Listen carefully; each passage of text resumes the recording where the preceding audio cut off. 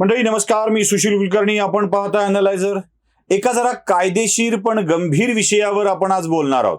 ते बोलण्याआधी मला तुम्ही नियमित अनुभवत असलेली एक गोष्ट सांगायची आहे. तुम्ही रस्त्याने जात असता तेव्हा कुठे कुठे पोलिसांचे नाके लागलेले असतात, तपासणी नाके. तिथे तपासणी चालू असते. साधारणतः एखादा अधिकारी PSI PI दर्जाचा, PI शक्यतो कमी, PSI दर्जाचा अधिकारी, 1-2 कॉन्स्टेबल्स थांबलेले असतात आणि साध्या वेशातली काही माणसं त्या गाडीजवळ जाऊन साहेबांना भेटा, लायसन दाखवा असं म्हणत असतात. ही साध्या वेशातली माणसं बहुतेक वेळेला पोलीस नसतात, ती झिरो पोलीस असतात. झिरो पोलीस म्हणजे पोलिसांनी आपल्या सोयीसाठी ठेवलेली माणसं.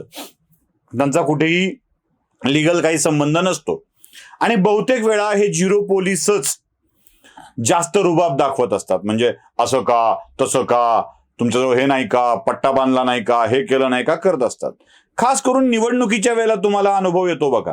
म्हणजे निवडणुकीच्या वेळेला गाड्या तपासण्यासाठी जेव्हा जागोजागी नाके लावलेले असतात, तपासणी नाके, त्यावेळेला तिथे असेच झिरो पोलीस शक्यतो तिथे हजर असतात आणि ते इतका रुबाब दाखवत असतात की असं वाटतं की खऱ्या पोलिसांच्या पेक्षा हेच भारी की काय. मुळात अशा पोलिसांच्या द्वारा खाजगी स्थितीवर नियुक्त केलेली माणसंच आपलं अगाध ज्ञान देत असतात. मी उदाहरण यासाठी सांगितलं की अशीच काही माणसं हाती पद आल्यावर जरा जास्तच आक्रमक झाल्यासारखे वागतात. चला मूळ प्रसंगावर येतो. उगाच फार गोष्टी सांगत बसणं नको. महाराष्ट्राच्या महिला आयोगाच्या अध्यक्षपदी सरकार जाण्याच्या काही दिवस आधी मागच्या सरकारने रुपाली पाटील चाकणकरांची नियुक्ती करून टाकली. ज्या ज्या क्षणी शक्य आहे त्या त्या क्षणी चाकणकर महिला आयोगाच्या वतीनं स्वतः होऊन काही सूचना राज्याच्या पोलिसाला देऊ लागल्या. महिला आयोग आक्रमक आहे, सक्रिय आहे, या गोष्टी खूप छान आहेत. आता नुकताच एक महाराष्ट्रामध्ये प्रकार घडला आणि त्या प्रकारात महिला आयोगाच्या अध्यक्षांनी, मुळात महिला आयोगाचं अध्यक्षपद हे समन्यायिक आहे, म्हणजे पॅरलल न्यायालयासारखं आहे, त्यांच्यासमोर सुनावणी होत असते. महिला आयोगाच्या अध्यक्षा या संवैधानिक पदावरच्या आहेत आणि म्हणून जबाबदारी जास्त वाढते. बेजबाबदारपणे कृत्य त्यांच्याकडून होऊ नये असं अपेक्षित असतं.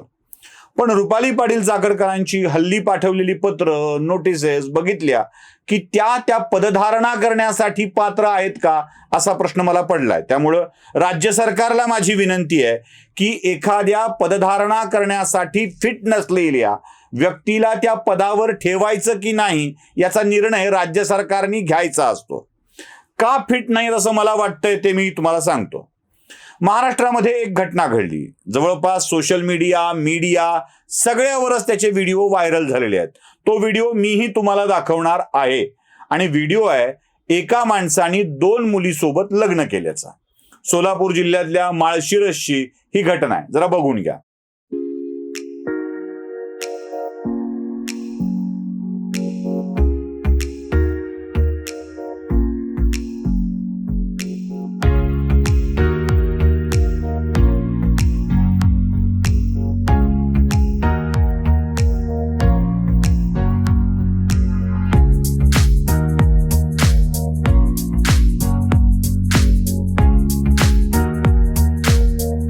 बघितलं.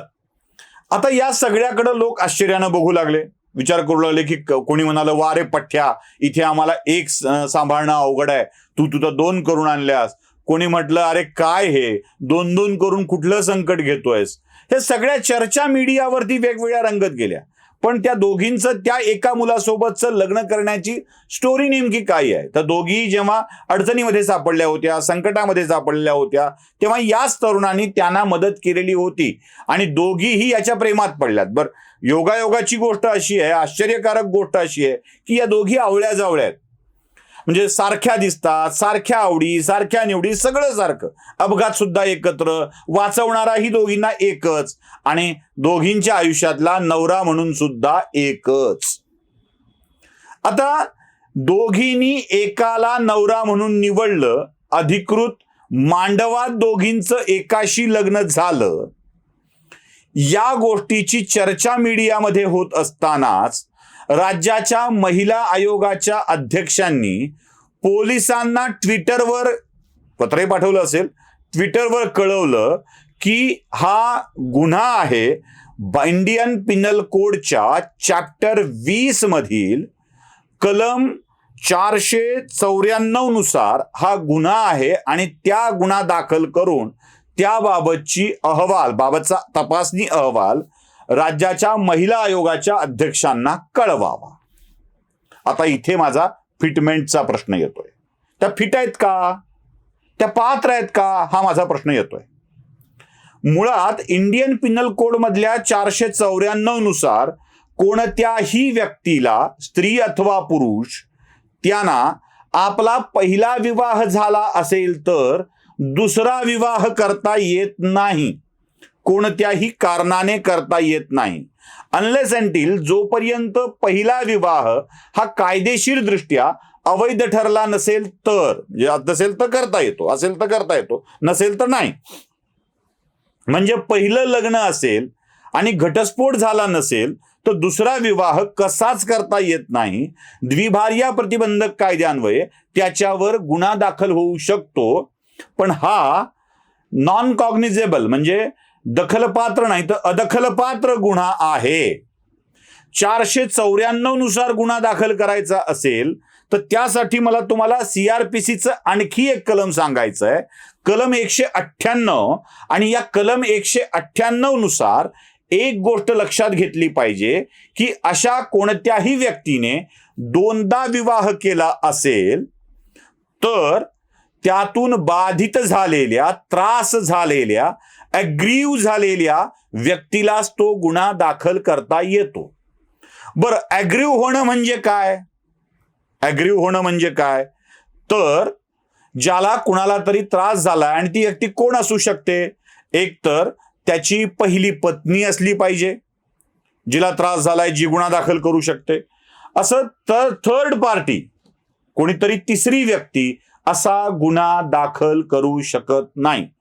आपण उगी व्यापक विचार करून, म्हणजे कायद्याचा इंटेंट, हेतू सिद्ध झाला पाहिजे, स्वच्छ झाला पाहिजे, तो पाळला गेला पाहिजे, असा जरी आपण विचार केला तरीही अग्रीव होणाऱ्या म्हणजे बाधित होणाऱ्या व्यक्तीच्या मध्ये ती मुलगी, त्या मुलीचा पिता, त्या मुलीची माता या कोणीतरी व्यक्ती सहभागी असू शकतील.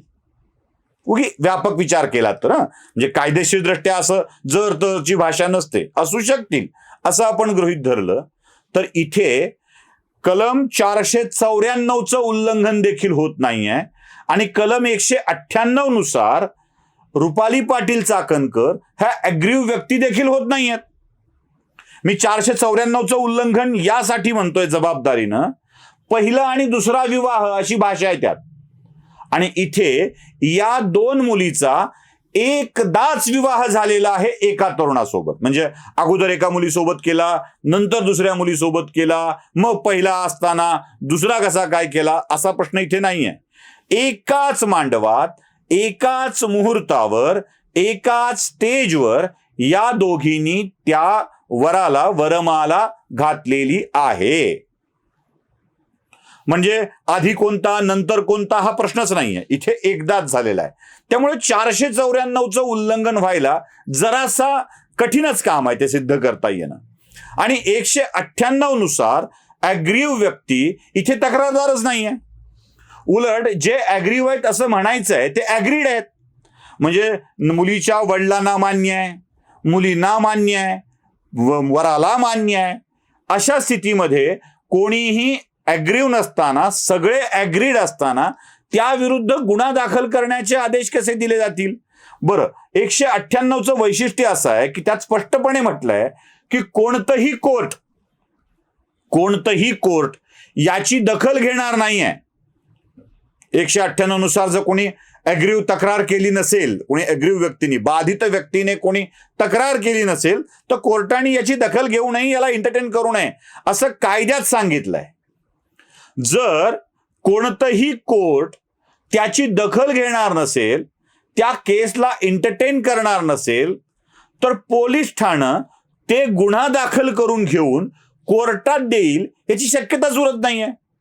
म्हणजे एका थर्ड पार्टीने स्वतःला महिला आयोगाचं अध्यक्ष आहे म्हणून अशा प्रकरणामध्ये पोलिसात तक्रार करणं मुळात लीगल आहे का? अशी तक्रार आली तरीही कोर्ट दखल घेणार नाहीये की आम्ही तर तक्रार दाखल करून घेऊ शकतो, म्हणून पोलिसांनी तक्रार दाखल करून घेतली आणि कोर्टाकडे पाठवली, तर कोर्ट याला एंटरटेन करणार नाहीये. आणि कोर्ट एंटरटेन करत नाही असा विषय गुन्हाच असत नाही. सोपं आहे ना, म्हणजे उगाच फार लांबवण्याची गरज नाहीये. पुन्हा कोर्टात जाऊन तर तो गुन्हा होणार नसेल, कोर्ट ते फेकून देणार असेल, तर तो गुन्हाच होत नाही. त्यामुळे रुपाली पाटील चाकणकरांनी या विषयामध्ये ट्विट करून, पत्र पाठवून काय साध्य केलंय? केवळ चर्चा, केवळ प्रसिद्धी, असे काय सिद्ध झालंय का? आणि सगळ्यात मोठा प्रश्न राज्याच्या मुख्यमंत्र्यांना, राज्याच्या गृहमंत्र्यांना, राज्याच्या महिला बालकल्याण मंत्र्यांना मला विचारायचा आहे.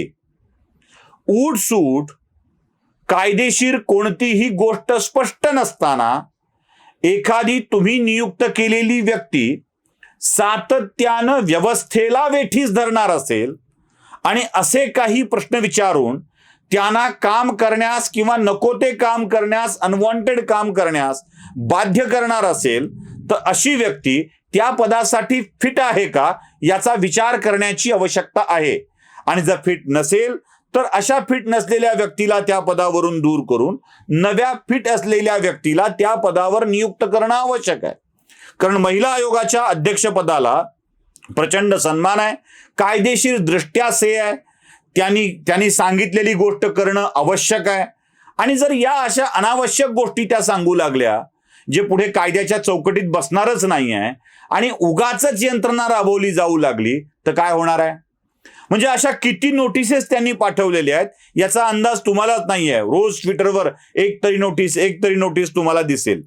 अशी राज्याची व्यवस्था जर वेठीस धरल्या जात असेल तर त्या पदावरची व्यक्ती अनफिट आहे असं म्हणावं लागेल. आणि अनफिट व्यक्तीला त्या पदावर ठेवायचं की नाही याचा निर्णय देखील राज्य सरकारला घ्यावा लागेल. राज्य सरकार घेईल की नाही माहीत नाही, पण या विषय मात्र रुपाली पाटील चाकणकरांनी मांडून आपलंच हसं करून घेतलंय एवढं स्पष्टपणे समोर दिसतंय. व्हिडिओ आवडला असेल तर लाईक, शेअर आणि सबस्क्राईब नक्की करा. धन्यवाद.